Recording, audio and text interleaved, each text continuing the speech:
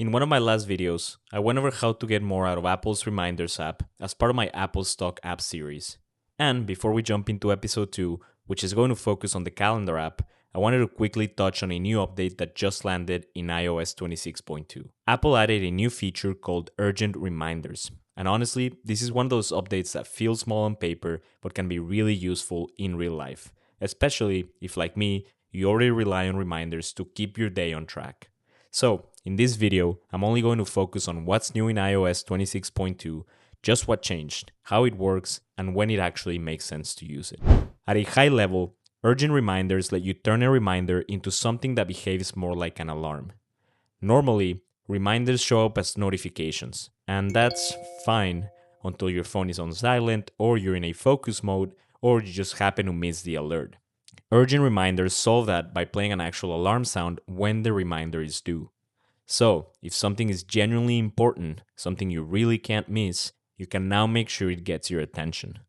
And yes, these alarms will go off even if your phone is muted or you're in a focus mode. That's kind of the whole point.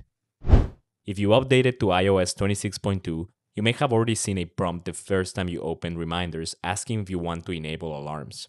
If you skip that, or you just want to double check, you can go into Settings, scroll down to Apps, go to the Reminders application, and make sure alarms are enabled there. Once that's on, you're good to go. Creating an urgent reminder is really straightforward. You create a reminder like normal, give it a date and time, and then inside the reminder details, there's a new urgent toggle.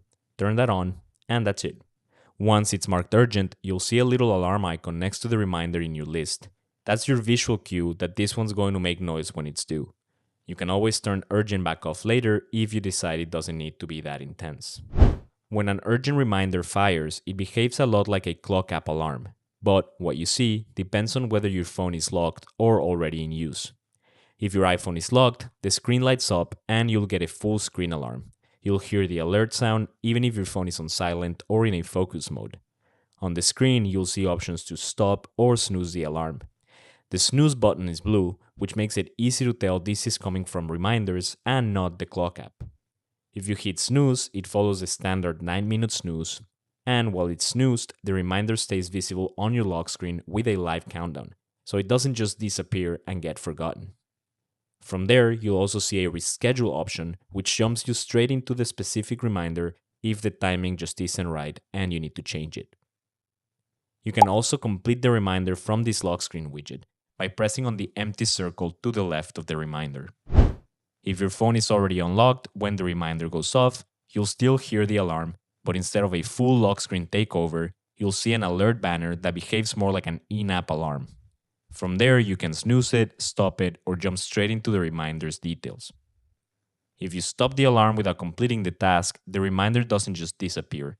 You can still find it in the notification center by swiping down on the top left, where it stays visible so you can come back to it later, or you can reschedule it from here as well. Snoozing works in a similar way, except instead of staying silent, the alarm will go off again in about 9 minutes to remind you all over again. There's also a setting worth knowing about under Settings, Applications, Reminders, and this setting is called Complete from Alarm.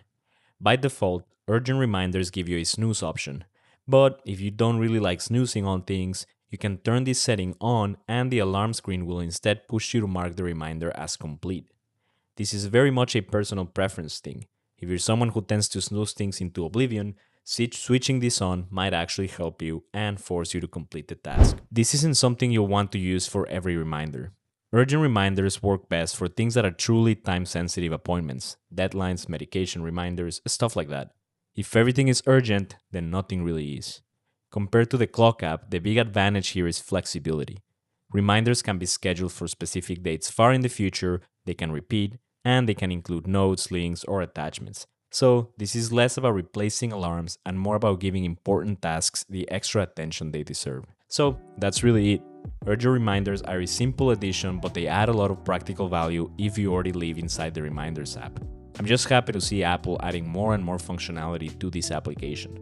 Before we move on to episode 2, which is all about the Apple Calendar, I wanted to make sure this update didn't fly under the radar.